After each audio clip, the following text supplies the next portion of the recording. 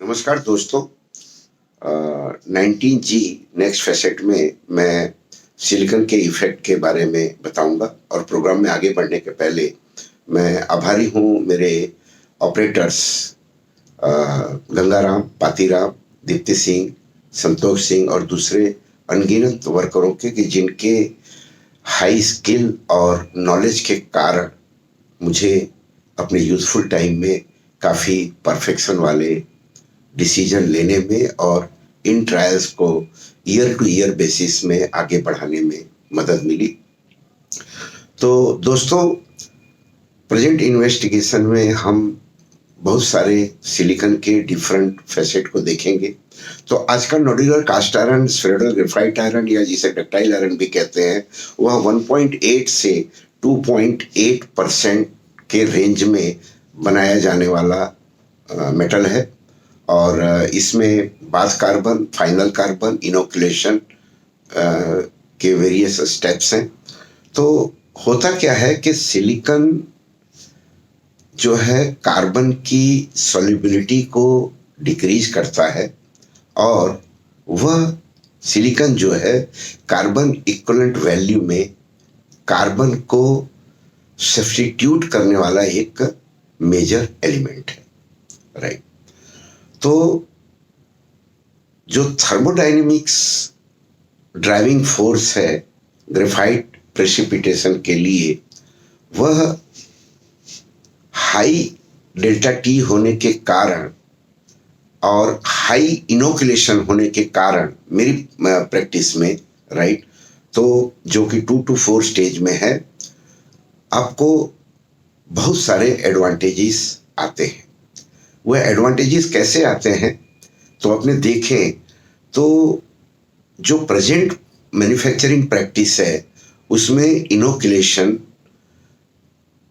Number of eutectic cell hyper eutectic combination में number of eutectic cell को ज़्यादा नहीं बढ़ाता है।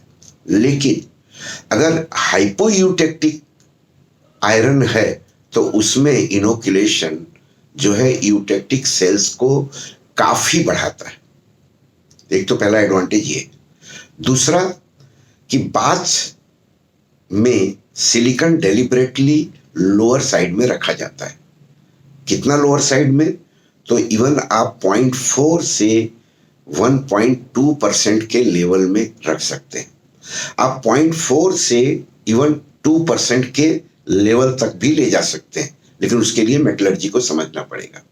या 2 to 4 स्टेज इनोकुलेशन करने के बाद आप इस रेंज को, फाइनल सिलिकॉन को 1.8 से 2.8 के रेंज में भी ले जा सकते हैं। तो जो एडवांटेज आपको एग्जिस्टिंग प्रोसेस में है उससे भी ज़्यादा आपको एडवांटेज मिलता है। कैसे? बाथ में सिलिकॉन लोअर होने के कारण SiO2 सिलिकॉन ऑक्साइड बनाने की टेंडेंसी कम है। तो सिलिकॉन ऑक्साइड क्या है? ये रिफ्रैक्टरी है। इसका separation time and temperature dependent phenomena है। तो लोअर सिलिकॉन होने के कारण लोअर SiO2 फॉर्मेशन होता है और यह लोअर SiO2 फॉर्मेशन कैसे एडवांटेजियस है कि जो क्यूबिक लेटाइस हैं ट्रीटमेंट के बाद में, वह मैग्नीशियम सल्फाइड है, मैग्नीशियम नाइट्राइड है, मैग्नीशियम सिलिसाइड है या MgO है। तो हायर SiO2, SiO और SiC के कारण जो फ्लेक ग्रेफाइट में स्फेरॉइड्स का चेंज होने की जो टेंडेंसी है वो हायर रहती है। तो मेरी इस पेटेंटेड टेक्नोलॉजी में वो टेंडेंसी लोअर साइड में है। क्यों? क्योंकि availability of SiO2, SiC and SiO much lower. मैं नील नहीं कह रहा हूं। अब उसके सामने देखें तो आपको मेटल में मैक्सिमम पैकिंग डेंसिटी वो 3% कार्बन पे मिलता है।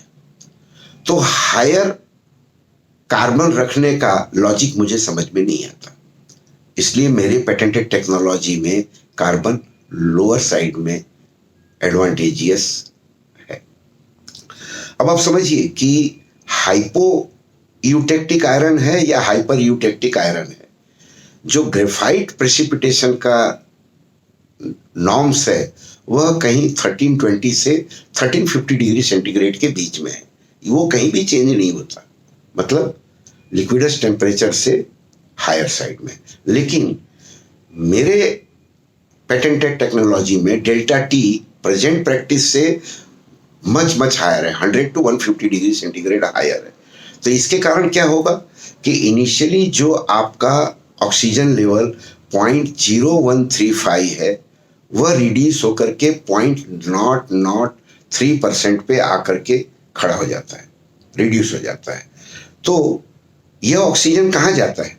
यह ऑक्सीजन सिलिकॉन के साथ में रिएक्शन करता है और बनाता है SiO2। यह SiO2 अवेलेबल कार्बन के साथ में रिएक्ट करके कार्बन मोनोऑक्साइड और Si बनाता है। लेकिन 100% SiO2 कार्बन के साथ रिएक्ट नहीं करता, वह इंक्लूजन के रूप में मेटल रहता है। तो मेरी टेक्नोलॉजी में सिलिकॉन लोअर साइड में होने के कारण आपको इंक्लूजन के रूप में SiO2 की अवेलेबिलिटी कम रहती है, जिससे क्या होगा कि आपको फेराइट मिलेगा, फिर परलाइट प्रेसिपिटेट होगा और उसके बाद में आपको लास्ट में जो है ग्रेफाइट प्रेसिपिटेट होगा। तो उसके कारण जो है जो CO बबल्स के अंदर कार्बन की पैकिंग है जिससे नोड्यूल्स बनते हैं वह डिले होता है। डिले होने के कारण क्या है कि आपको लोअर वॉल्यूम ऑफ ग्रेफाइट मिलता है। Lower volume of graphite coupled with extremely high ferrite and pearlite ratio आपको अप्रतिम मैकेनिकल प्रॉपर्टी देता है। तो इस पेटेंटेड टेक्नोलॉजी के कारण आपको हायर YS या प्रूफ स्ट्रेस टू UTS का रेशियो मिलेगा, हायर आपको इलोंगेशन टू RA का रेशियो मिलेगा, आपको हायर इम्पैक्ट वैल्यू मिलेगा, आपको higher thermal fatigue, thermal property और डैम्पिंग प्रॉपर्टी तो इस मेटल का नेचर ही है। तो इसके कारण आपको जो अप्रतिम मेटलर्जिकल एडवांटेज मिलता है उसके कारण यह मेटल मोर देन 85% स्टील और मेजॉरिटी एल्यूमिनियम को रिप्लेस करने के लिए सक्षम है। तो दोस्तों इसे ज़्यादा से ज़्यादा आप शेयर करिए और अपने ग्रुप में फैलाइए। यह इस सदी का एक अप्रतिम आविष्कार है जिसे मैंने अपने लास्ट 35 इयर्स के एक्सपीरियंस से परफेक्शन लाया हूँ। Thank you very much.